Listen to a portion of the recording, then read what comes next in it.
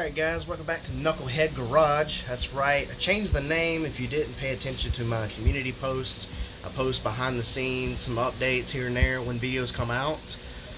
So if you're not checking that, that's where the update was, but I changed the name. It's now Knucklehead Garage. It's no more CDs Automotive because something about the name just, didn't fit. And so many people were asking me all the time, what does CDs mean? So I think Knucklehead Garage fits a little bit more better. We'll see how it goes, but today's video we are going to be installing, finally, aftermarket gauges in my 85 Chevy S10. It says I have swapped to bucket seats instead of a bench seat. Now I wanted to include this into the video, but I went ahead and actually already installed them because I took the money I made from the bench seat that was in perfect shape and bought the gauges. I helped buy those. But these came out of a 92 Chevy S10 Blazer 4-door, and I got the console with it. I think it was like $80 some for the seats and the console together, something like that. I had some knockoff seat covers laying around that I bought a long time ago and never used, so I threw those in here because they're cloth seats and they're kind of stained a bit. I've got a shampooer, I just didn't feel like doing it, so I just why not just throw some seat covers on it, call it a day. Now I've always wanted leather in this, but the Find a Leather or pleather or vinyl, whatever you want to call it, the first gen bucket seats that are vinyl blue for this is extremely hard to find because most of them are just already beat all to pieces, faded, or somebody's already snatched them up from the junkyard. So when these came in, I flew down there and got them because finding a console that's high-rised that would fit in here perfectly is kind of hard to find too, and I think only Blazers has that. So, as far as the seats go, the seats are done. I also added floor mats from the junkyard, come out of a burnt Camaro that was there. That added, the whole look of the interior-wise. I'm not done with it. I'd like to somehow paint the console to match the interior so that's not, a difference. I can't stand mismatch stuff when it comes to certain things in my vehicle. So, but anyway, as far as the gauges go, here's the setup for now. Now we got LEDs in here. It's Aftermarket Tac from the parts store, just your, generic everyday tack that you can get from any parts store. And got LEDs in there as well, LEDs in the floor. So the main reason I'm changing this is because, for one, I want a 6-digit odometer. Two of the other reasons is my oil pressure is not accurate anymore, and I'm tired of dealing with the issues of that happening. When it's cold, it has somewhere around 60 psi, but it's showing on the gauge 80. And it does that until it gets hot, of course. And then when it gets to warm, it drops down to about the second to where it's at now at idle, and I don't know exactly where that's at, and I'd rather it be accurate, than having this. And then every now and then the voltage gauge is kind of funky. It's telling me it's 13, then it's telling me it's 14, and I'm just tired of the problems. So to get rid of all this, went to the parts store and got brand new gauges. Real quick before I show you those, I do have a gauge pod in here, and I'm planning on filling this up as well. Everything is going to be in the dash. I've got a factory cluster that has a tack in it that I wanted to put in here, and just do that and take this gauge and put it into that spot, take the factory tack out. Because when you put a factory tack in here, it moves your fuel gauge over here where the seatbelt light goes. So seatbelt, who cares? Not many people wear them nowadays anyway. So wanted to put that in there to get it off this column because I don't like it. I can't halfway see my speedometer anyway. So this is going to be a boost gauge, vacuum gauge. I'm going to have it hooked up to the probably the vacuum advanced or manifold vacuum, so I can monitor that. I want to put a AFR air fuel ratio gauge in this eventually. Not yet. And the other one would probably be something else I can't think of at the moment, but boost gauge or vacuum gauge and a AFR is definitely coming eventually. So I went to the parts store and I grabbed every gauge that they had on the shelf. I want everything to match. If I'm going to do all this correctly, I don't want no mismatch gauges. Even though I already have an aftermarket tack, I bought a new tack. This is actually perfect size. It's going to fit in this area. Here is the factory cluster with a tack. Your oil pressure, temperature, or voltage, and again, only a 5-digit odometer. They don't make many of these that had the 6. Most of the ones that had the 6-digit had a the glass came outward, and most of you that's had S10s or been around them know what I'm talking about. See how your fuel gauge is down here. So you can't just swap this. The plug would have to be swapped on the back, because I've tried this before and it would not work, and I ended up selling the cluster. But now I got another one. It says 84 on it. It came out of a Blazer at the junkyard. They were literally about to crush it the day that I was going to get this out. So glad that I was able to save it. I got bezels out of it as well. The bezels are in perfect shape. This is the aluminum style shiny slick version. There's 2 different types. And it was a Tahoe as well. I'm going to put this in the S10. This. And then because it was a Blazer, it had switches, but I want to take the switches out. We're going to put my own switches in here. Clean this up. Clean these up. Probably use this one. That one's kind of in rough shape. So we got our tack, our speedometer that is 6-digited with a trip meter was most key that I wanted. Fuel gauge, oil, voltage, and temperature. Now these are all mechanical gauges. That's kind of a iffy thing. I kept going back and forth with whether I wanted aftermarket electric. You know, it would be a little bit more easier with sensors. I had glow shift gauges I was going to install and do a video on that. But however, reading the reviews after I had bought them and seeing the quality after I received them shipped to me was terrible. The wires to them were tinier than this. I mean, they were super small, and just what I read offline, when only having a 1-year warranty as much as they cost, there's no way. So went with this set, and that's what we're going to do. So first thing I think would be best is you're going to need a Dremel tool. Now you can get the cheap brand that's like $10 at Harbor Freight, which is this, a Warrior. However, I don't like it if you're going to be using it to modify your bezel, because you're going to have to do that when you remove this. I'm not going to have the cluster, this one, or the one that's in the truck now in there at all. I'm going to use this as the part that holds the gauges. In order to do that, you're going to have to modify it. This is the one without modified. This is the one that has been modified. You can see the big difference here, what you have to do. The speedometer one fits perfect. The tack has to be trimmed just a bit, and the other ones have to be trimmed just a bit. See the difference? So trim that. You're gonna need, I would get the better brand. I think it was like 20-25 bucks, and it comes in a whole box kit. Harbor Freight's on sale right now. Get a set of these for $5 more. Cut off wheels, and I use that and the sander piece at the end when you're done. Comes in the kit, or you can buy your own. Here's this, or you can buy your own little kit. I think I got this at Walmart. 10 or 20 bucks for that guy. You know, I need to invest in the tools anyway. I didn't have them, so might as well have them now. And just cut the whole pieces off, and then you sand it down, and you're done. It's going to show a whole process of that, but I wanted to go ahead and do it off camera, make sure that this stuff worked.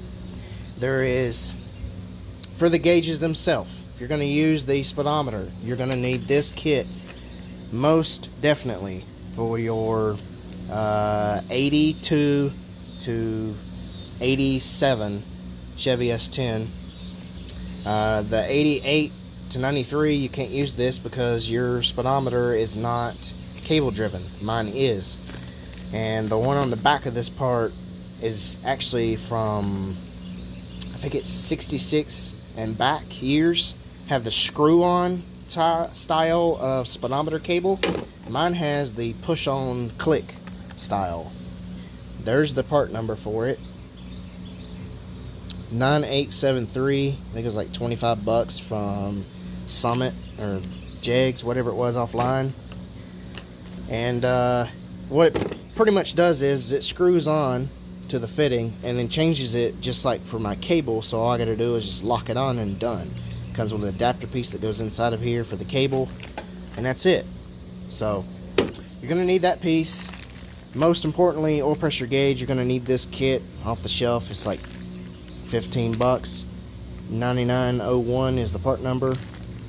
Same brand for the gauges, because the ones that came in the kit for the oil pressure is plastic. You don't want to use plastic. It'll get hot, it'll bust, you'll have oil and stuff everywhere over your leg. And let me tell you one, I've had that happen before. It is not fun. Also, I have raided completely out of stock of Walmart of their LED gauge lights. Cool white, 168 or 194, it don't matter, it's the same thing. 194 or 168. These come with factory, just your regular stock bulbs. I wanted LEDs because it comes with 3 different types of colors that you can put on this. You can have your white, which is the white that's on here is more like a soft cream white. It is not a bright white like LED at all. So there's that color. Then you have red, then you have blue, and then you have green. Now I went ahead and picked green. I'll throw a picture up here of what they look like. I've already taken the entire gauges apart, picked which colors I want. I've already threw the LEDs in it, made sure everything worked like it's supposed to. So we're gonna get everything out and get it stuffed into the bezel part. And then once we do that, I think we need to go ahead and start pulling the dash apart in the truck and seeing how we're gonna have to do everything, hook it all up. And I ordered some more stuff off of Amazon, because if I'm putting these gauges in, we're gonna need turn signals, and without having the cluster in here, I won't have turn signals because the factory location. Go ahead and get this tack out of the way. All it is zip tied to the dash. Pop that guy off.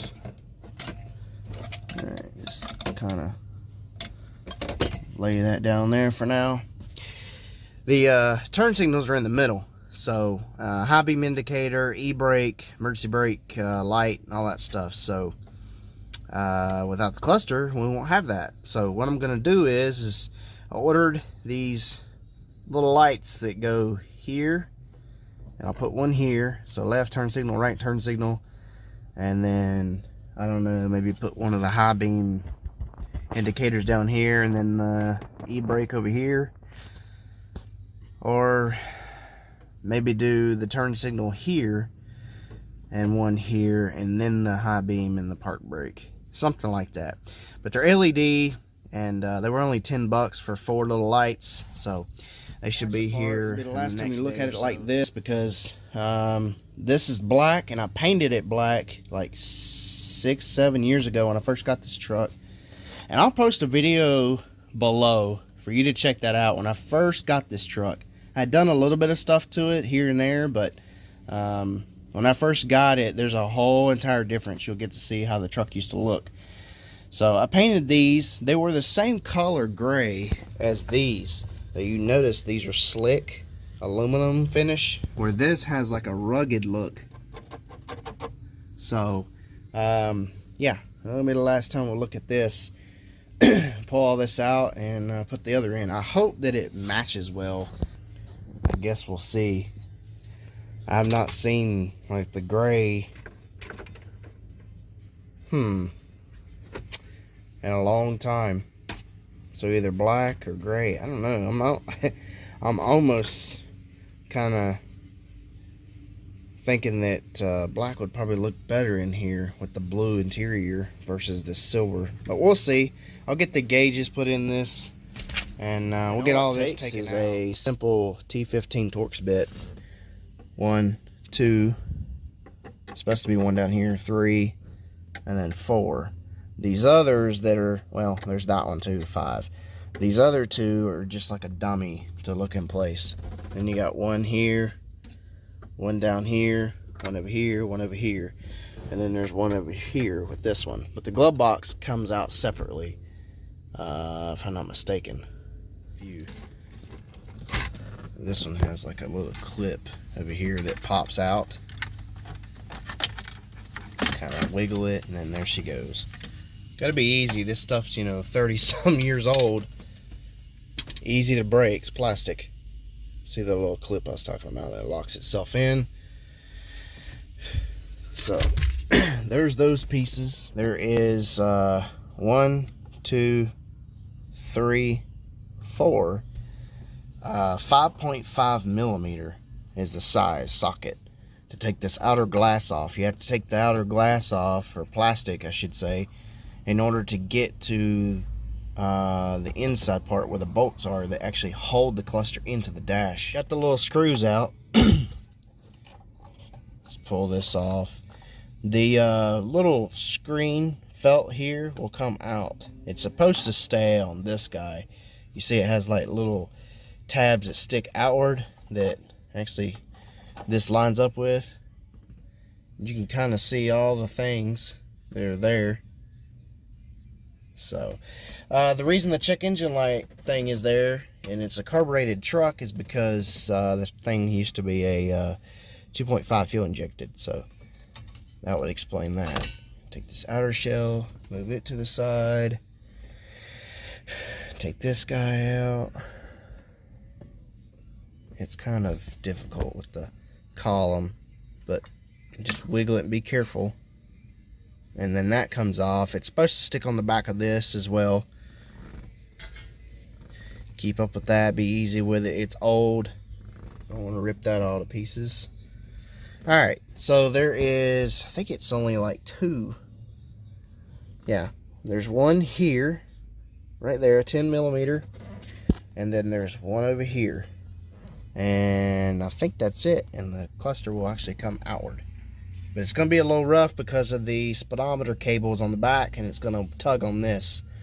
I'll show you a trick, and that involves taking the speaker out and going from the bottom half of that side and clicking, popping the clip loose so it will actually light the cable let loose. Alright, so 2 bolts are undone. Clusters movable now. As you can tell, I have put LEDs in this, and it's the same ones I actually put in the new gauges, so definitely going to be saving these.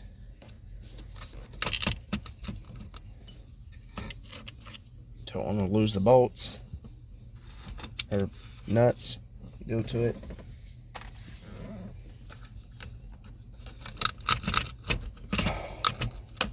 Like I said, see how it's kind of tough to get out? Here's the trick. Get the speaker out of the way. Same Torx head bolts, T15 takes the 2 bolts out, and then unplug the speaker, move it to the side, and see if I can get an angle in there to show you. If you look right, get the camera to focus here. Windshield's a little dusty. If you look right, come on, see the little brown looking guy straight there? See the little clip on the back?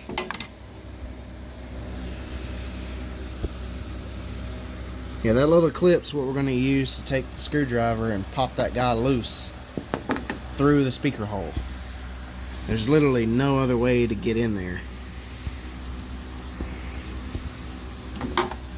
Let's see if I can finagle this. Nope, too big of a screwdriver. Need a smaller one. Let's try this. Haha.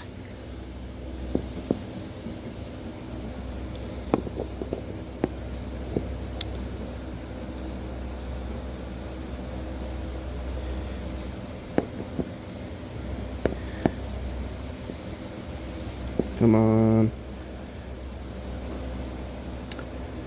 Well,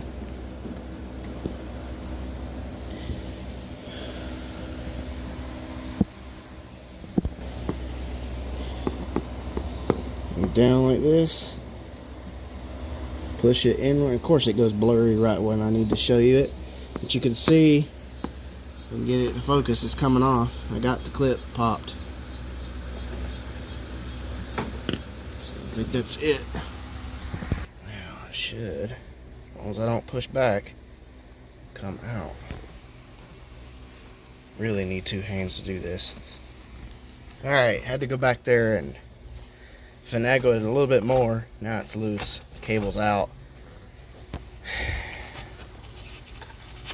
Here's where it's kind of a pain, as it has this stupid little, I don't even know what to call it. It's some kind of connector that's on the speedometer part that lights it up at night. It's like a little green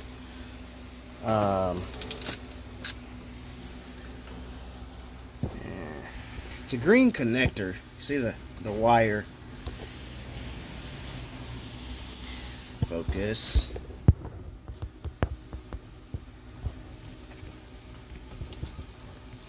Actually, probably show you on the other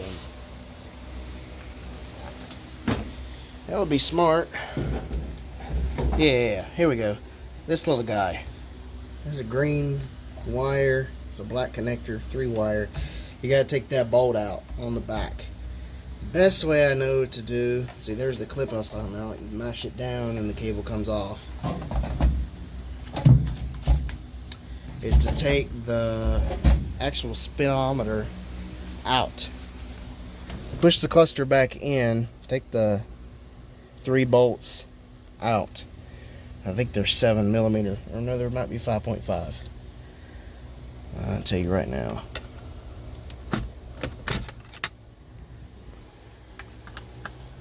Yeah, they're a 5.5. 5.5 is the size, and I used a little extension that changes it from a 1/4 inch to a 3/8, because you can't get an extension, a ratchet in there, even as small as this. There's no room. I pushed the cluster all the way up in there, and then pulled the speedometer out as far as I could get it, got it to the side, and finally got it loose. Luckily, it was not tight, like extremely tight. With enough force with my fingers, got that loose and got it out. Now that can come out, lay to the side. Don't lose the bolt, even though I'm probably not ever going back to this. Well, I won't be after I swap this, but we won't need that where we're going. Now the whole cluster will come out. It's kind of ridiculous that they did this.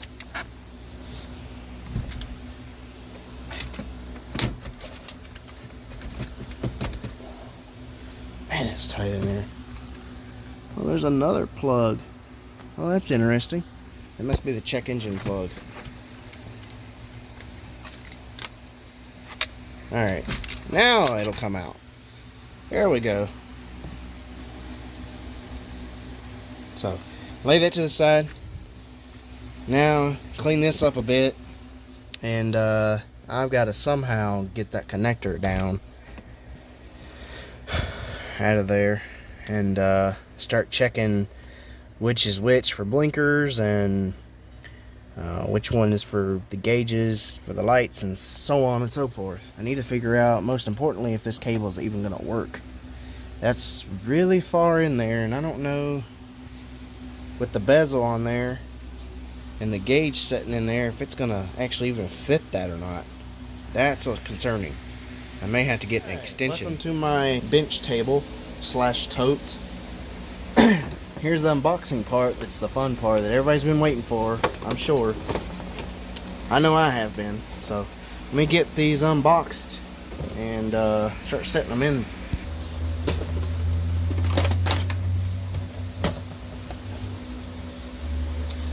By the way, part number 8200 for the triple gauge kit.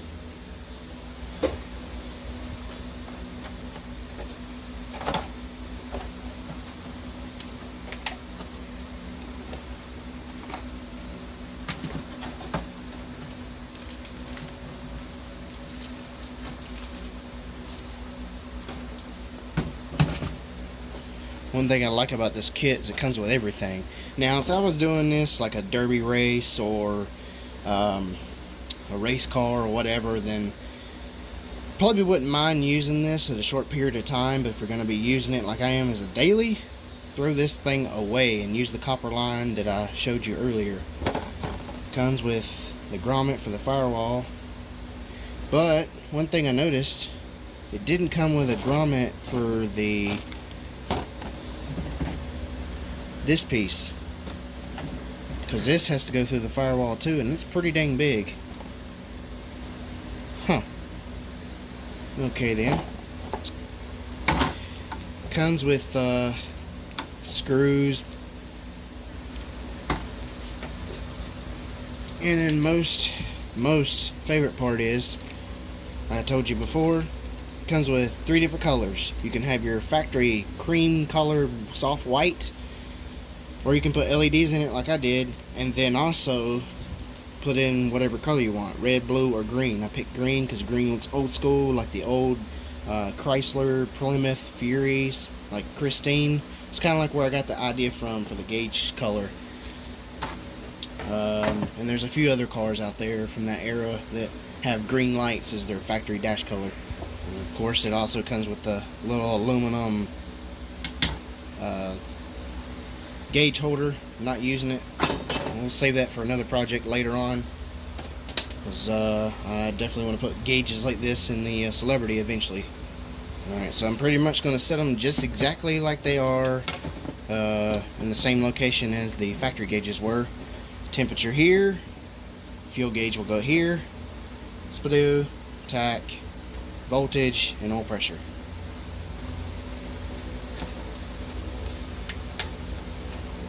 Just like that.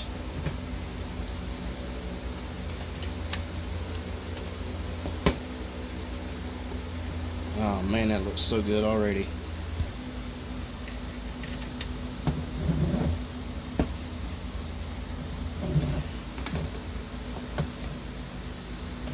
Kind of have to center it, then tighten it snug. You don't want to force this, it's plastic.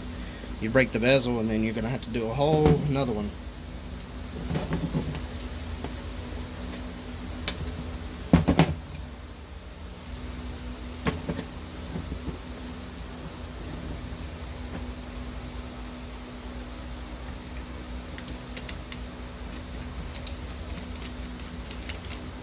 You see where I machined it, how it fits, where I've cut it down flat.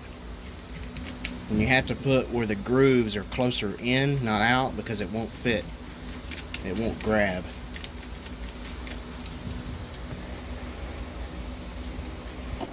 Alright, part number for the fuel gauge, 8362.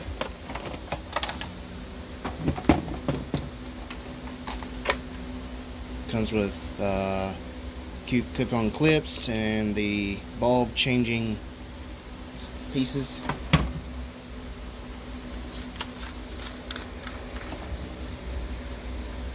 $80.76 for the speedometer.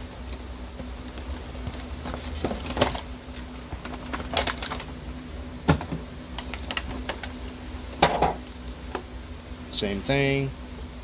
This one has 2 bulbs, top and bottom. You see what I was talking about? It has screw-on threads. Factory after 1967 till now, they have pop-on style. So you have to have that adapter or you won't be able to use it. Alright guys, look at this. First glance.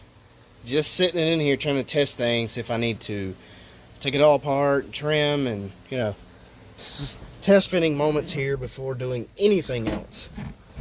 Absolutely make sure that this will work before I move ahead. So I didn't put the tack in here yet because I wanted to see the clearance between the speedometer and the cable back there. And honestly, it might, I just barely might get it to work.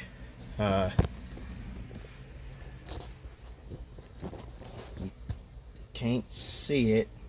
You can see the gauge is back there. Let me try from the other angle. Oh man, that's perfect. Look at that. If I can get, doggone glass is dirty. Watch this thing. But you can see the clearance between the cable and the speedometer, and that's before I even put the adapter on there yet. So that should work. Really hope so. Looks like it will. Alright, I guess I need to go ahead and put the tack in. Or, no, yeah, I have to put the tack in first. And then start figuring out wiring and things like that. Need to go get a power probe. I don't own one. Been needing one for a long time, so I may go see about snatching one of those guys up. That'll help me with the wiring diagram to test, you know, the wiring. I can use a multimeter, but I really need a power probe. And I have a test light that I can use. That'll help me determine the blinkers.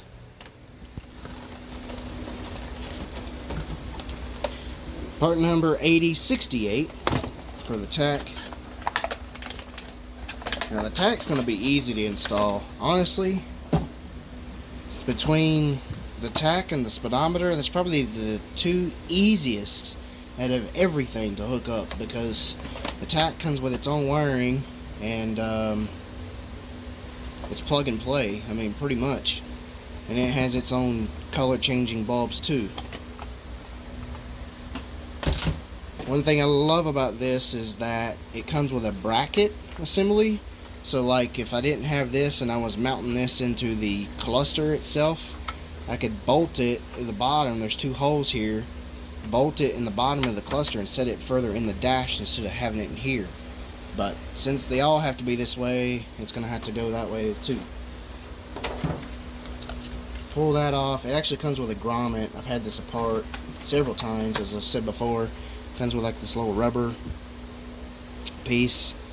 It sits in here like so, like that, to hold the gauge, and it doesn't rub. Pretty neat. You have two different ways you can hook this up. Now you can hook this up to your spark plug wire number 1 and get your tack reading that way. I'm not doing that. I want more of an accuracy, I think. So I'm gonna go with the ignition coil, like I have the one hooked up now. You have separate wires. Look how neat this is. One plug and a harness. Red power, white is your light, black is ground. This is your signal wire. I don't know why it's showing up blue on camera, but it's green. That's weird. Phone is camera or colorblind. That's nice, but that is green. I don't know why it's showing up blue. So we're gonna hook those up. Easy. Now the only other thing, there's a button here that to choose which cylinder you have. 4-cylinder, V6, V8. I gotta figure that out. I don't know how to do it. I never read directions, but it looks like I'm gonna have to with this guy. Set that in, tighten it down.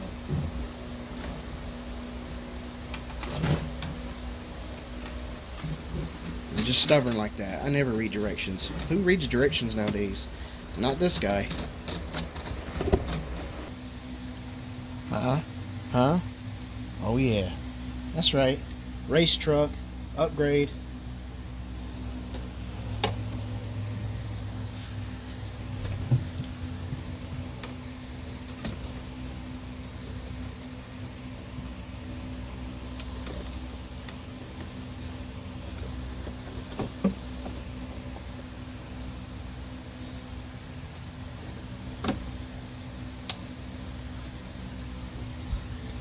Something like that.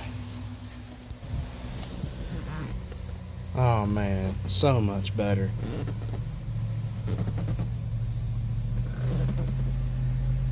Yep, definitely will be able to tell everything a lot better, because you know, factory gauges, they're way down in the cluster too, so you really have to look in the gauge to, you know, see it while you're driving, and that's kind of hard.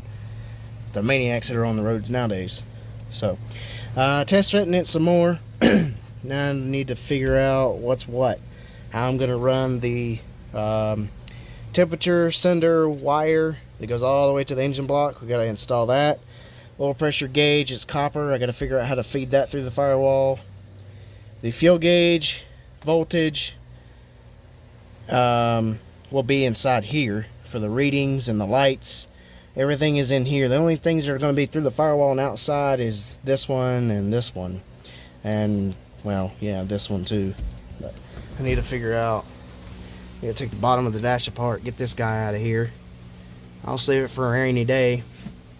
Or maybe put it in the girlfriend's blazer. It doesn't have one, it needs one. Alright, so it's been some time later. I've done a lot of things behind the scenes to kind of fast forward some stuff, speed it up a bit, and I had to change the bezels. After painting the bezel that I had that was a grayish color, silver, I wanted them to be black. I didn't like the silver color. Well, when I painted them black, which is the same paint that I painted these like 7 years ago, but this has a rugged look, as you see. It's not smooth. Well, it was way too shiny, way too shiny. And here's what it did.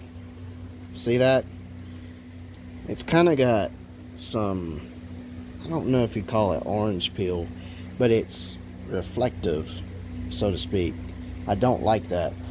Maybe a matte black finish would do better for this because it's slick, but however, if I touch it long enough, it gets my fingerprints all in it. I don't like that either. I don't want it to be smudgy or show up dirt because it's shiny.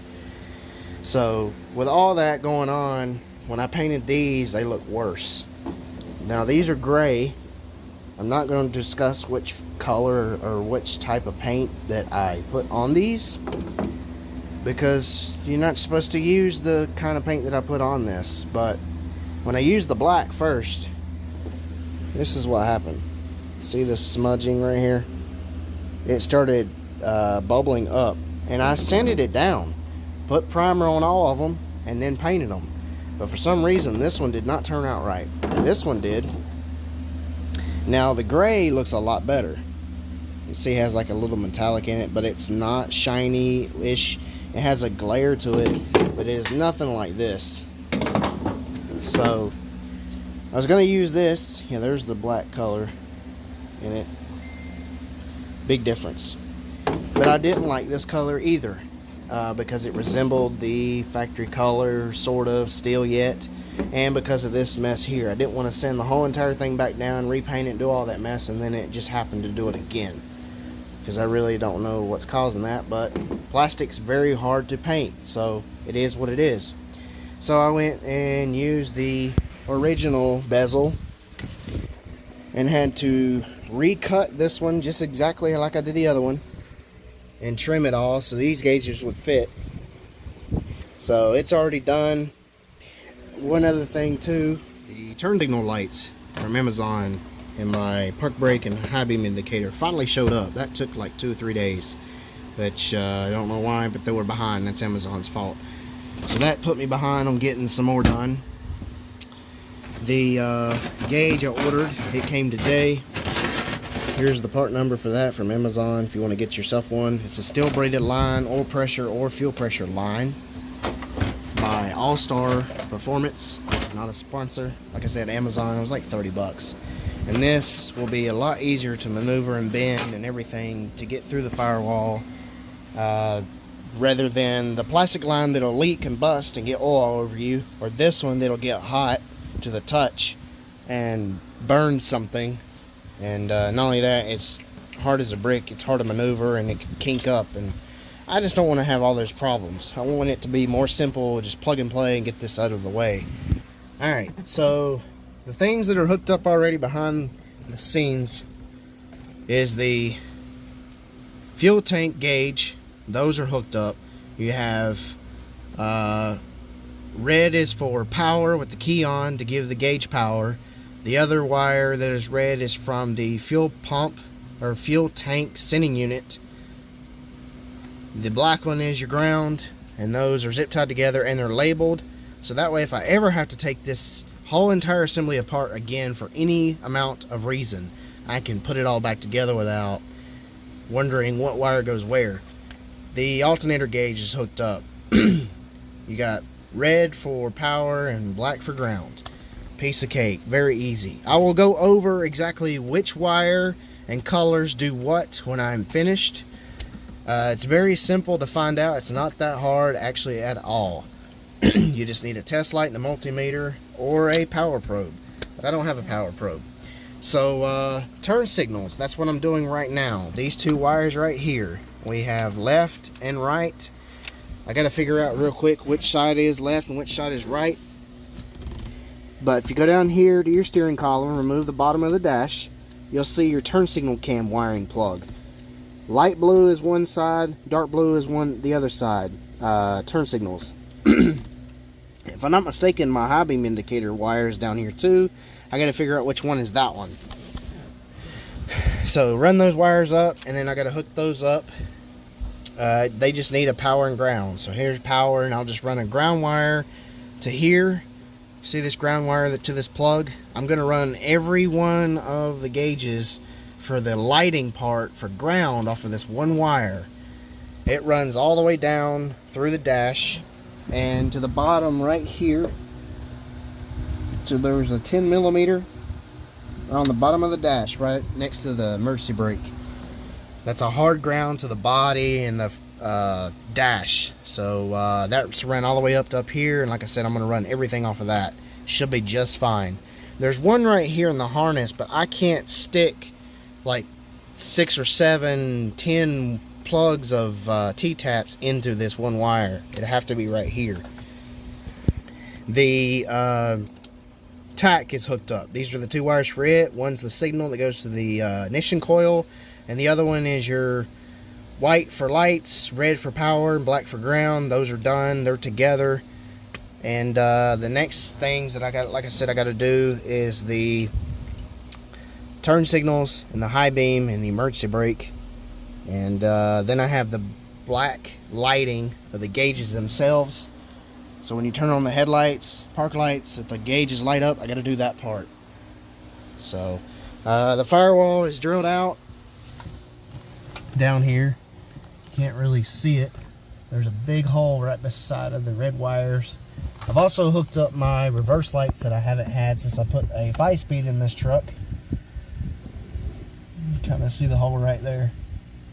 So that's a, I think it was a 3/4 size hole. I went back to the parts store and I got a grommet for that guy, and it goes on the backs to protect that. Don't want water and gas fumes in my cab. So the oil pressure and the temperature, if I've never spoken before, I'm sure I have, that those two gauges have to go last. Especially the temperature, because it's going to be hardwired through the bezel, through the dash, and into the engine compartment, and you can't remove it unless I unscrew it from the engine block and run it back out to take everything apart. So I'm going to go ahead and finish up some of this, and once I get done with that part, then I'll discuss exactly which wire does what color, and everything else. So here we go. Update. It's pretty much summed up of being done.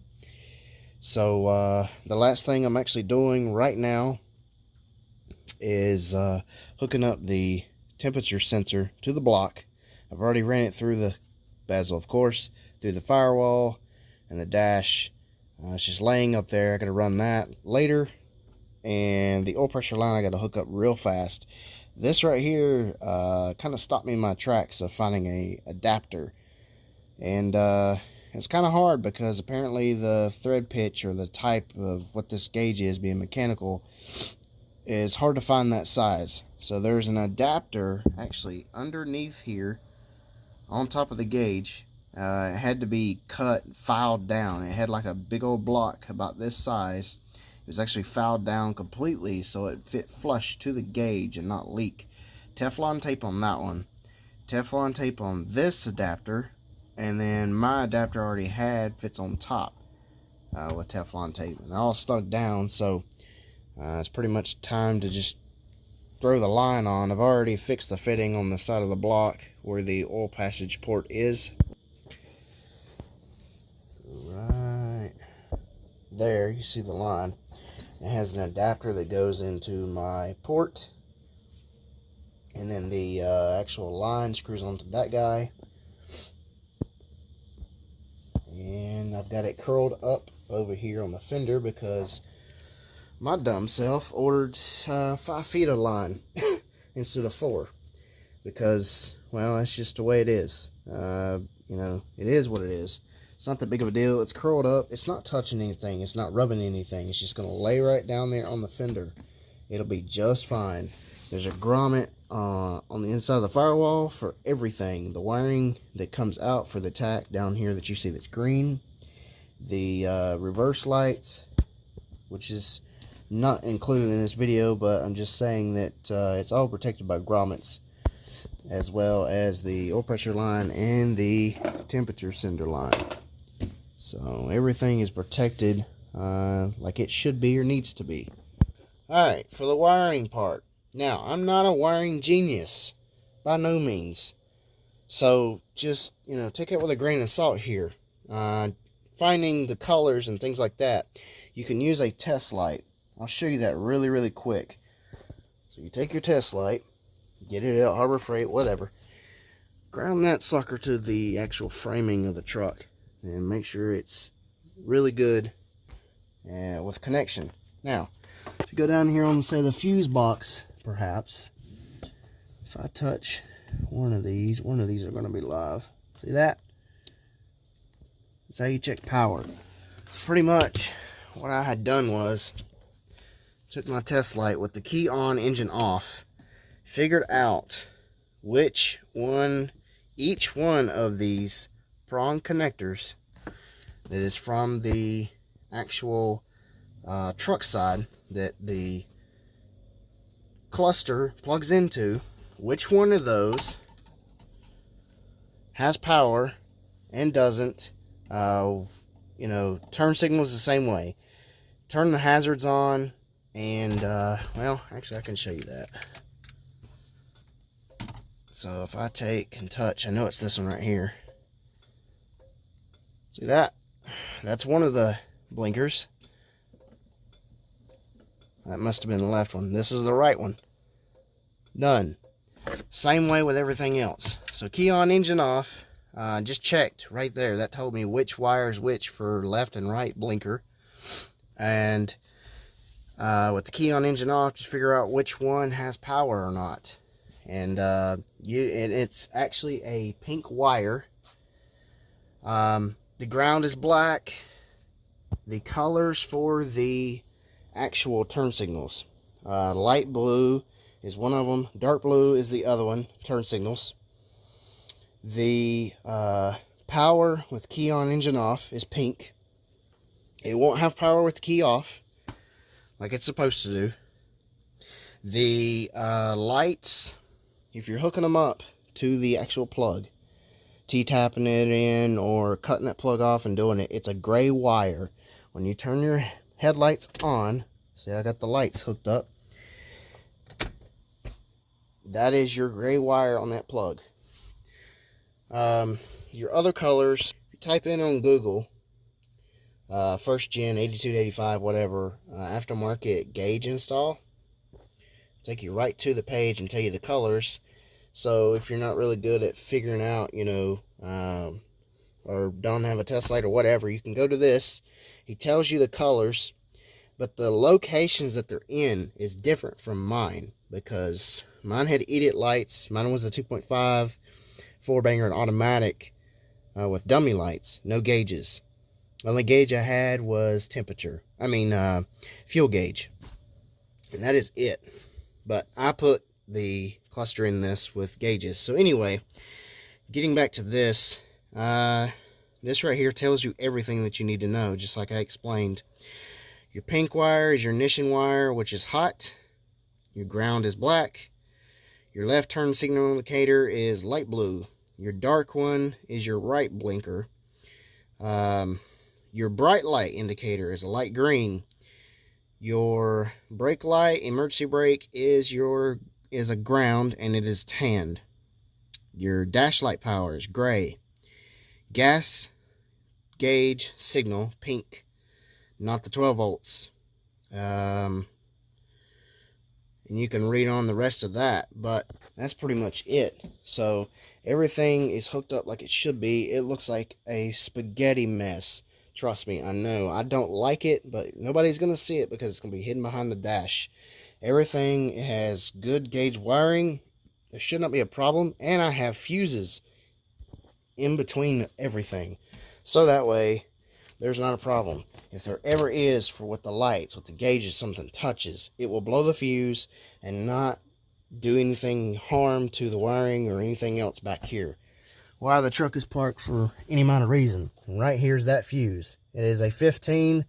I'm going to change it back down to a 10 because if you look up these LEDs, which I used 194 LEDs from Walmart or anywhere, they are, I think it's about 1 volt per light. They don't take that many amps at all. And I've only got 6 lights hooked up. 1, 2, 3, 4, and then 5 and 6. So that's only like, what, 6, 7 volts. So really and truly, a 10 amp fuse would do just fine. By the way, as well, I've used 14 gauge wiring. You can't see it. Camera doesn't seem to want to focus. There it goes. Black and red, both, is 14 gauge. So there should be no problems there carrying the current for each light that is individually hooked up.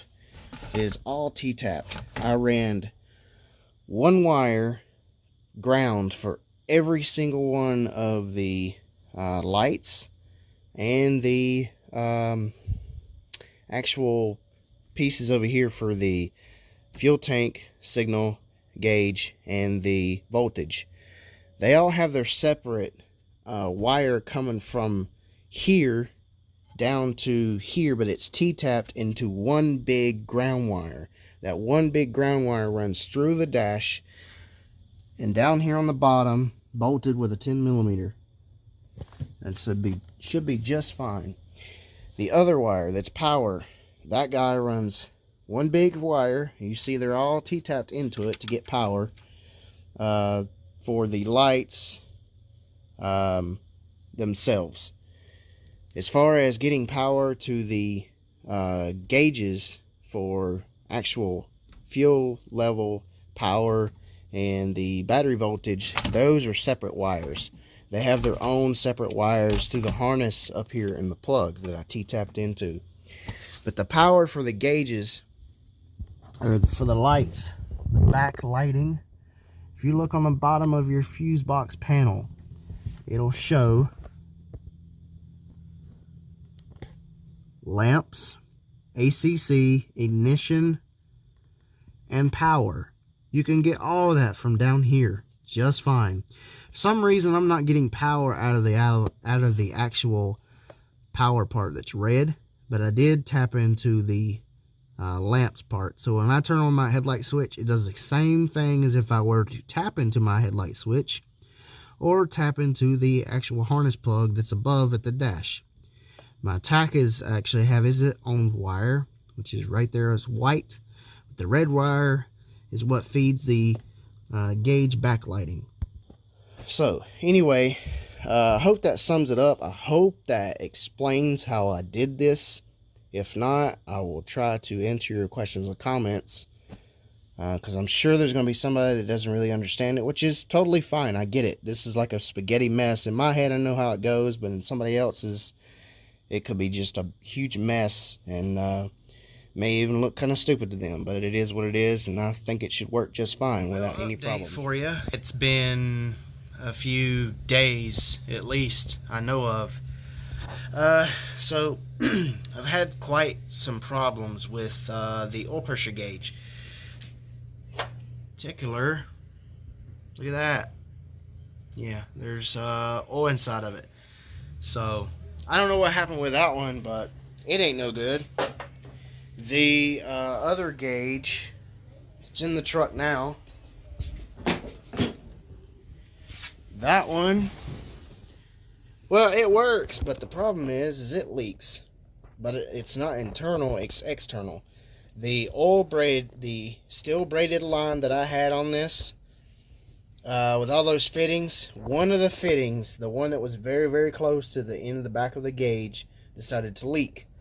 So I took it back apart and I put the copper line in its spot, put that all back together and fired it up, and it was doing fine. And then when it got hot, oil thinned out, and Yeah, it started to leak too at the same daggum spot. I don't know what's going on here with these gauges, this in particular gauge, or what I'm doing. I have hooked up many of these mechanical gauges before in the past, so I've never had a problem. Why these are giving me a problem, I don't know. Maybe it's just one of those bad batch of gauges. I don't know. However, the needle does this kind of number when it's running. I've had an oil pressure gauge on this engine before, and it didn't do that. The original gauge cluster and oil pressure itself was never like that originally, so I don't know why the aftermarket one's doing that, but it is what it is. I went ahead and changed the oil, by the way. The oil was dirty, and it smelled funky, so went ahead and changed that. But besides the point, nothing I do, no matter what I've tried, Teflon tape, the putty stuff that you can buy at the parts store, put on the back of it, let it dry for 24 hours, put it together, it still leaks. So I don't know what's going on, but looks like I'm gonna have to go after a electric style oil pressure gauge, because this style is just not gonna cut it. I'm not gonna deal with oil leaks inside my truck cab, go out of town anywhere amount of time, and then all of a sudden the line busts and leaks inside the truck. I don't want that. That's the whole reason I got the steel braided line, because it's a better quality, longer lasting. I've heard that the copper lines will crack and bust and leak. You never use the clear plastic lines. Those are notorious for busting. So, and then the copper line is supposed to be better than the plastic line, but I heard tales about those breaking eventually. So, I don't really know, man. I'm going to, like I said, order a aftermarket electric gauge. I want a good brand, and I guess stick that in here. I'm not gonna like it because it's not gonna match. That right there is gonna drive me crazy. So for the most part, everything is hooked up like it's supposed to be. Temperature, oil gauge is in here, but it's not hooked up. I hooked up the oil pressure switch sender on the block itself, so I can drive the truck around until I can get an aftermarket, another one that is electric style. Tack works. I don't know the speedometer if it works yet. Fuel gauge and voltage, and the lights work. I still need to go and get a plate to put in here to block off inside of here. I don't want to show all that off. But luckily, with the speaker out of the way, you can actually get access to the back of the oil pressure gauge. So I'm actually really happy with the fact that I put this over here, because if I had it over here where I was going to put it, I would have never known that it was going to leak. So, and I'd have to take the dash back apart over and over again. So I guess until then, we'll drive around like this. I know it has oil pressure, so I'm not concerned about it. So, I guess we'll get to ordering another gauge and installing that thing. But for the most part, let's figure out if the speedometer works, because it's hooked up now. So let's take it around the block and see what happens. All right.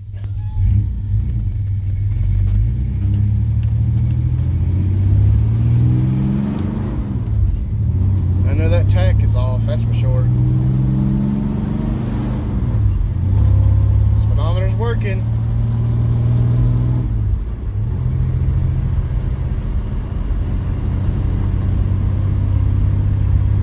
Says I'm doing about 40. Yeah, that might be about right.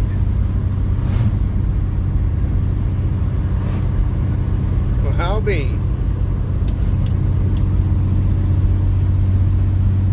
40, 37, about 5 miles off-ish, give or take. The RPMs are definitely off.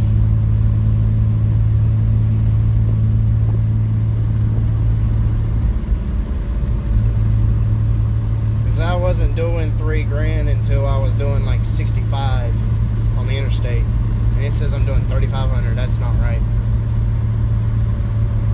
Gotta fix that.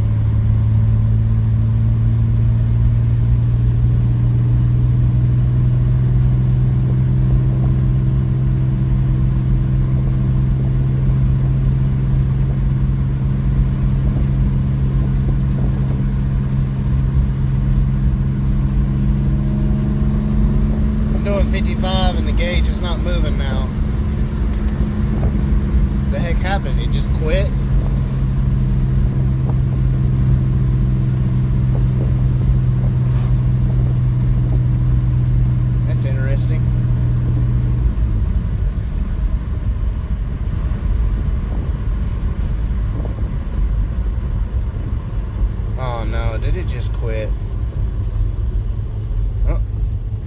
Okay, for some reason it's sticking at 40. That's just great.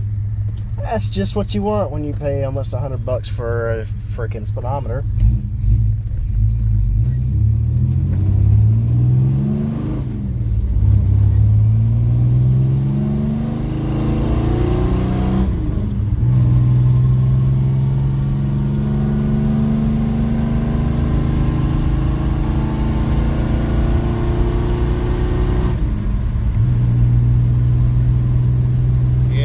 Looks like it's not going much above 40. I don't know what the deal is there, but that's a little upsetting. So it could be the little gear on the transmission, because it was like 10 miles off with my factory gauges. So I don't know. Alright guys, so it's been some quiet time later again, and well, for the most part all the gauges are hooked up. It is all done. I have changed it all. So the Equus gauges at the very beginning of this video, don't use. Just do not use. If you value your money like I should have, and being on a tight budget as this was to swap this, that's why I went with Equus, because I read the reviews. There was a hit and miss type thing. I got them all from the parts store. I didn't get them from Amazon, but when I read on Amazon's reviews, boy, I tell you what, it was coming to be the same issues that I was having. So, the last part that you've seen, we took it down the road and test drove it to see how everything was working. One of the main things that quit working on me was the speedometer gauge. Yeah, that figures. So, I contacted the company of Equus. That was a waste of time. They suck, to be honest. And they really do, because the guy on the phone was trying to tell me that the reason that the speedometer was not working correctly was because of my truck being swapped from an automatic to a manual. That's not, no. And didn't really want to help me any further than that. Said that I needed to buy the gears or change it or something, or go to a company and tell them the setup that I have so they could kind of like dial it in to where it would work right. And I'm like, look man, I got this thing up to 70 miles an hour and the gauge did not go above 40 miles an hour. Every time you go down the road, it would stick right at 40 miles an hour, wouldn't go any higher. And even if it's off, it should still go higher than 40 miles an hour. So and then a couple times when I made a complete stop, it stuck at 40 miles an hour. You had to bang on the cluster and then it would fall back down like it's supposed to have done on its own.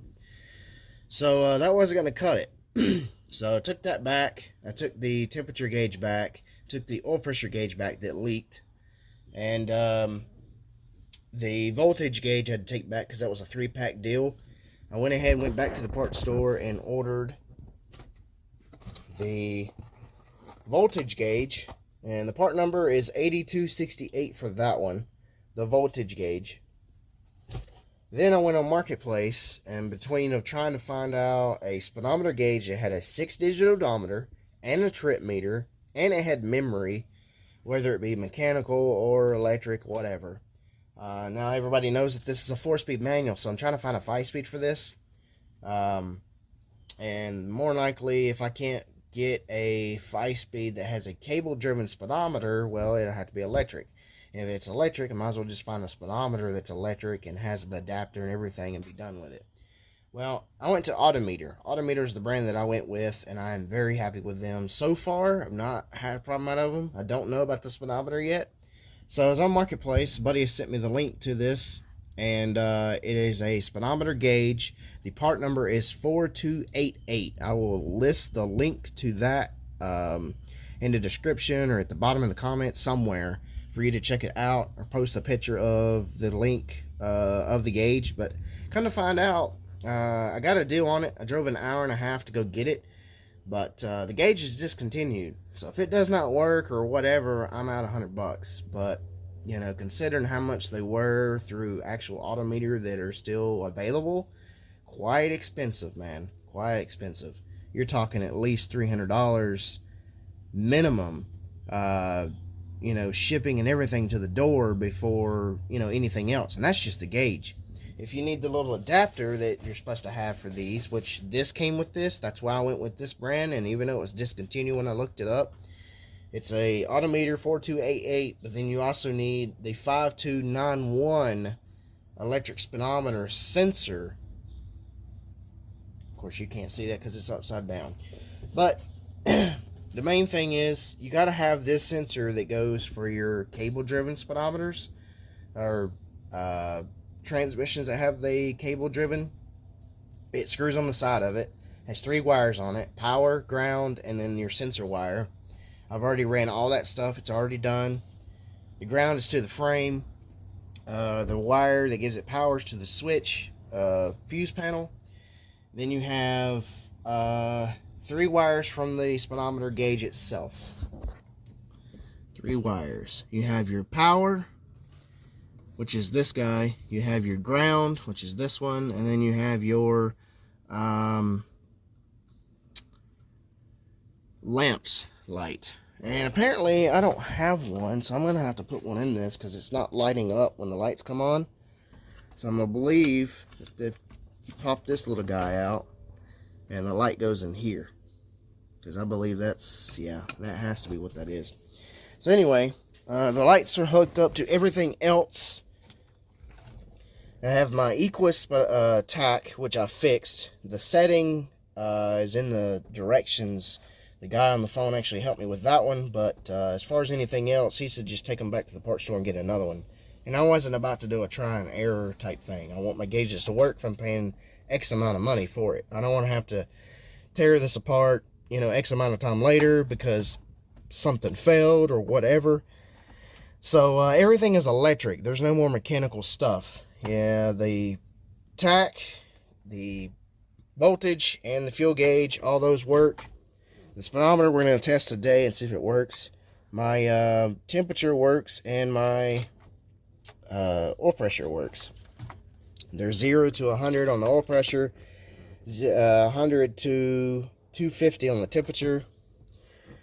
Here is the boxes and part numbers for this. Here's the oil pressure gauge from Autometer 4327, and then 4337 is the temperature. And then, like I said, I explained the rest of it. I'll find the box to the speedometer, but like I said, the part number for the speedometer is 4288, and then your sensor for it is 5291. You got to have this if you have mechanical speedometer on the transmission, or the gauge won't work. Now, they say on the directions that you can use possibly the factory sensor on a transmission that has the sensors like from 88 to 93 S10s. We'll see, because I'm trying to find a 5-speed and it may end up having that little piece on the side of the transmission instead of cable. So anyway, everything is hooked up under here. I'm going to tidy up all this stuff. I got to hook up the connectors back, where I've had this in and out of the dash so many times. Hook up everything else, get it back into the dash, and then give power to it and see how everything does, and hopefully we have a working speedometer that is accurate. And if it's 10 miles off, I don't care, because of this transmission. It's probably more likely why. Not a big deal. I just want it to work and count my mileage and trip meter. I gotta say, to be honest, this is quite embarrassing. I am not a wiring guy at all, and I know somebody long way down the road, or maybe as soon as this video is uploaded, somebody's going to comment and say, what a mess, you know, there could have been several different ways you could have done this, whatever. But look, this is the simplest way that I could think of to do it, and that's just the way it's going to be. It's going to be in the dash. Nobody's going to see it. It should not have any problems at all. And this has taken a long time to get this video done, gauges put in, figure out what I wanted, that something wasn't going to break, and get it back together as a daily again. Everything's hooked up, so let's see what happens. Oh, the tack works. I mean, the speedometer works. Heck yeah. It's got 4 miles on it. Is that what that means? Or maybe 1 mile on it. I don't know. Fuel gauge is full because I filled up again. And looks like these two are working. Those two are doing like they should. Let me go underneath and show you real quick. Oh, that's neat. Goes right back down like it's when it turns off. Sweet. I like gauges that do that. You know, they go back to where they were when you turn everything off. Alright, so there's the cable. I'm not using that anymore. I need to actually take that up. You see the sensor, it screws onto the plug where the cable would go. Has 3 wires off of it. Now this is temporary. I'm gonna say this several times because people are gonna comment, you can't hook those up and leave that underneath there. That's gonna cause moisture and corrosion and rust.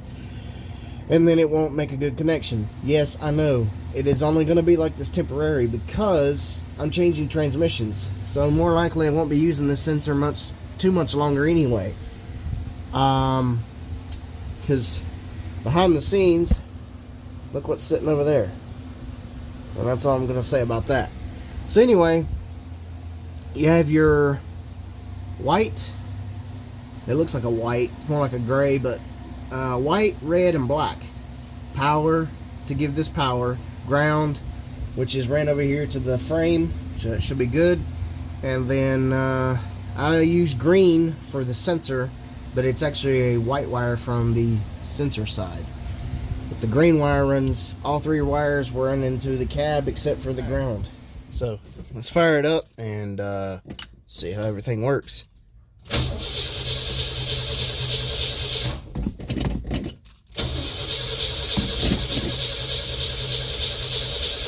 Bubbles are dry. Come on.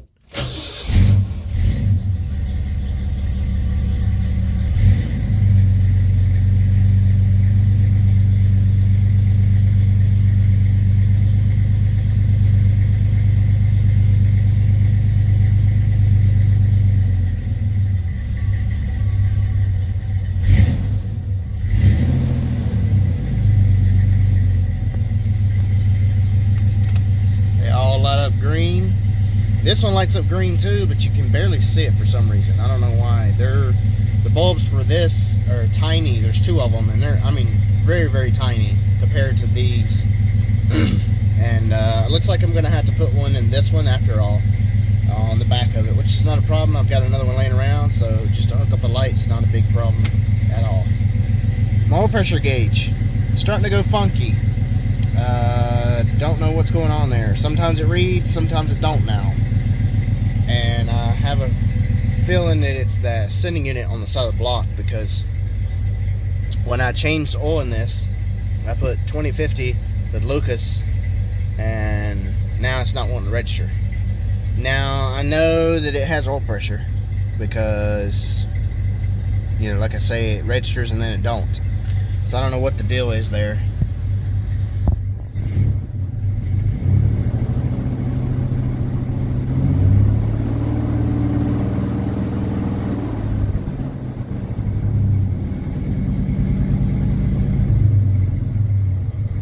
But when it hits full time on winter, I'm going to be changing it back down to 10W40 with Lucas. But during the winter, summertime, and so on, that keep it with 2050. As far as the underside goes, the little sensor is right there where the original one went. Plug that in, ran new wiring, and took the original wire harness for the oil pressure down here out of the way. The wires come out of the firewall with a grommet. One runs down to the sensor, which is right there. See, the wire goes down.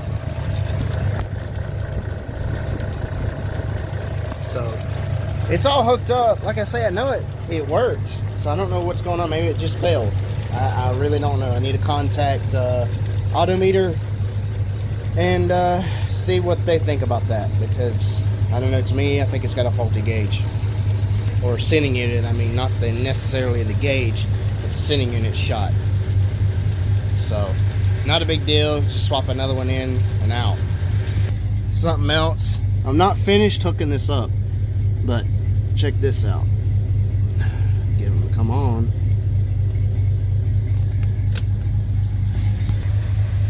she now has fog lights and grill lights. I also hooked that up behind the scenes just to knock it out. But all of a sudden, my third one over here quit working. So I don't know, I have to investigate on that one. But I have grill lights now and fog lights that are amber that match with it. And it kind of looks pretty good down there being in the middle between the Dale Earnhardt sign. So you can see I kind of cheated a little bit. I've been extremely busy, but I put 84.8 miles on this thing already. So a little spoiler that the speedometer does work, but I'm about to show you just how good it does work. And it's about 10, sometimes 20 miles off, but like I say, when I change transmissions, there's a procedure to do to recalculate it so it'll work correctly.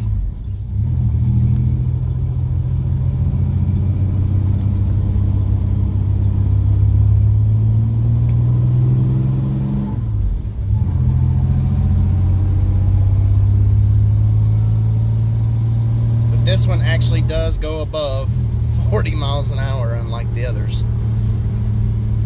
So all the gauges work except for my oil pressure all of a sudden starting to give me issues. I got to figure that out. But that's for another time in another video, or just me doing it off camera and getting it done myself, because this video is long enough.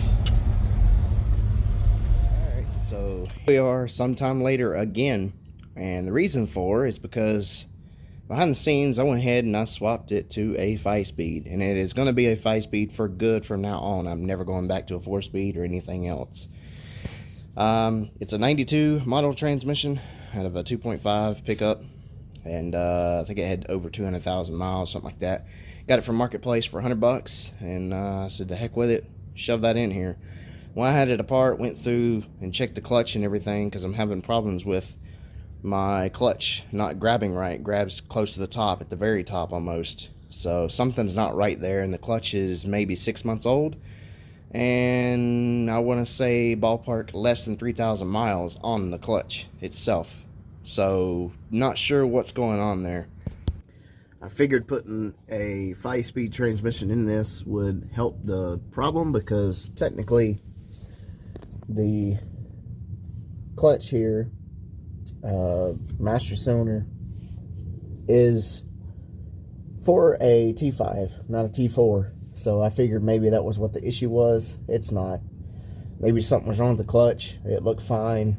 So I don't know. I ordered another clutch kit, or master cylinder and slave cylinder and all that stuff. It's all one kit for a 93 S10, because that's what this transmission what I had. It's a different master cylinder to put in this and see if that helps. Maybe there's a different in length of how it presses in the clutch fork and everything like that. I don't know. That's just my guess, and it was a $130 later guess. So I'll put that in behind the scenes, but yeah, hopefully that fixes the clutch issue. But anyway, it's a 5-speed now. Everything's hooked up like it's supposed to be, and this is only temporary right here, these connectors. I wanted to make sure that this is what it needed to have in order for the speedometer to work correctly. So I got a brand new speed sensor from O'Reilly's. I think it was like 28 bucks. Put the connector on it.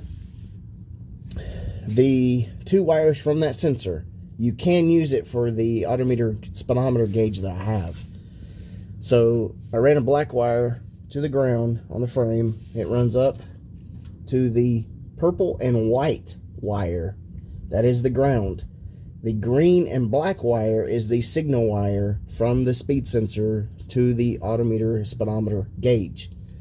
So that's just going to be like this for now. Like I said, I want to make sure that it works. So let's go down the road and see how it does. Let's go take it for a spin. All the gauges work. My oil pressure gauge started working again. The sending unit on the engine block itself is bad from Autometer, so I've got to contact them and get another sending unit for it. But sometimes it's, because I've had it where I can turn the key on, engine off, and it'll be sitting at like 25 psi. So I know the sensor's shot. Something happened to it right after I put 2050 oil in this thing, I don't know, just quit reading correctly. So real quick, first, see where the brake pedal is.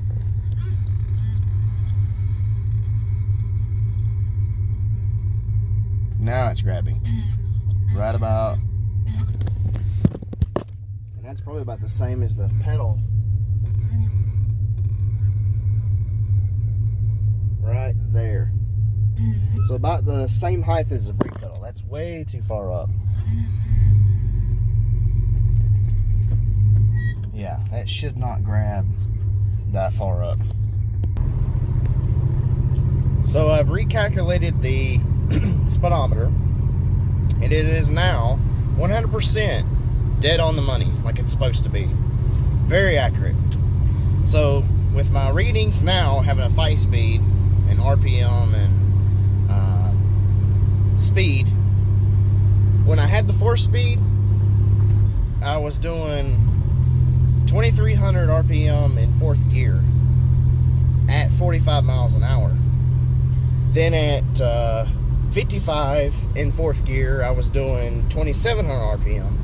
So it was way too high. I couldn't even do interstate speeds, and honestly I still cannot, because my gearing in the rear end is still not right. It's way too low. I need like a 342 and not a 373. So now at 5th gear, 45 miles an hour is about 1900 in 5th. 2300 RPM in 5th gear is 55, and then on from that. So it's still too high. I don't want to hurt the engine than what it already has been done, because that RPM is way too high to be sitting at for, you know, periods of time at 65, 70 miles an hour. You're talking $3,000. But needless to say, I am very happy with the Autometer gauges. Way better than stock. Even though that I've went through a headache trying to swap from stock gauges to aftermarket gauges. You know, when I put the Equus gauges in here, that really screwed me and put me in a big stopping spot, because I had to figure out what other gauges that I could go and get, not only to finish this video up for you guys, but to get my truck back together so I can keep driving it, because this is the daily. But I am fixing something else behind the scenes that another video will be coming out eventually to make another daily, because this one needs to get parked for a little bit. You see the oil pressure gauge ain't accurate, but I've put 402 miles on this speedometer, working flawlessly. Very impressed. So with that, guys, I think that's gonna do this video. I think I'm finally done with swapping gauges and wiring and all that fun stuff and transmission swaps. That I'm kind of over it by now. I know how to do it within so much time because I've done it so many times, but I'm over transmission swaps and everything else. So there's more things to come on this truck. Not done by no means, but that's the way it goes with projects and vehicles that are 30 plus, you know, year old. So yeah, I'm, like I said, very impressed with the gauges. I've always wanted to put aftermarket gauges in here. You know, it's just time, money, and when was I ever going to do it? So this thing's come out a long way from what it was 7 years ago. This truck has changed so much. Has long tube headers, OBX brand. I put those on behind the scenes. I had a video for that, but something happened with that, and I just, you know, I still have another idea for the upper end, the engine side, so there'll be a video coming for that. We're going to change the whole fuel system on this thing. But like I said, I think that's going to do it. I'm really impressed. I hope you guys like this video. Give it a big thumbs up, and as always, like, share, subscribe, comment below and let me know what you think. I know there's other people out there that watch the S10 stuff, that have S10s, and maybe getting some ideas from what I do, and hopefully helping out people that are trying to keep these things on the road and not in a junkyard. Painted the wheels, painted the sides, dual true exhaust, Flowmaster. Painted the bed. We got bucket seats in it now, a toolbox, new tailgate painted, tail lights. So this thing has came so far. Tinted the windows, changed the mirrors, the fenders, the front end. So I've got suspension parts, brake parts, fuel system change, and some other goodies for this thing. So you stay tuned for that. And as always, guys, I will catch you in the next one later. Thanks for watching. And if it wasn't for you, all y'all watching and supporting, I wouldn't be able to do this. So I highly appreciate it. Again, catch you later.